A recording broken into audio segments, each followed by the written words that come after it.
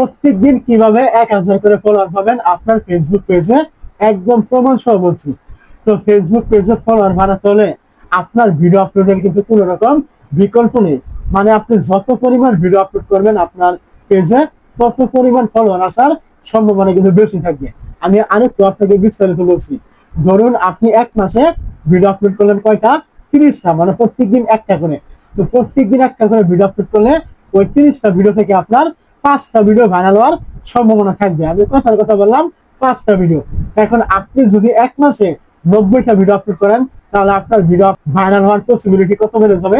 30টা video থেকে যদি আপনার 5টা ভিডিও ভাইরাল হয়, তাহলে আপনার 90টা ভিডিও থেকে কয়টা ভিডিও ভাইরাল হবে? অবশ্যই 15 থেকে 20টা। তো আপনাকে এই টেকনিকটা কিন্তু অবলম্বন করতে হবে।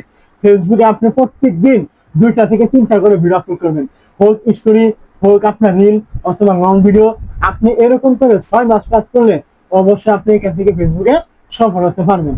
আর যদি আপনি আপনার মন করা ভিডিও আপলোড করেন, আজকে করলেন, কালকা করলেন, করলেন না, মনে হলো আপনি ভিডিও আপলোড করলেন না, এরকম করেন, আপনি রেগুলারিটি মেনটেন না করেন, আপনি জিন্দিগিতে আপনার ওই পেজে ফলোয়ার আনতে পারবেন না। তার কারণ ভিডিও যদি আপনার ভাইরাল না হয়, তাহলে আপনার ফলোয়ার আসবে কোথা থেকে? আর ভিডিও ভাইরাল করার এটাই একমাত্র টেকনিক। ফেসবুকে যত আপনি ভিডিও আপলোড করবেন, ততই আপনার ফলোয়ার আসার সম্ভাবনা বেশি থাকবে, ভিডিও ভাইরাল হওয়ার সম্ভাবনা কিন্তু বেশি থাকবে।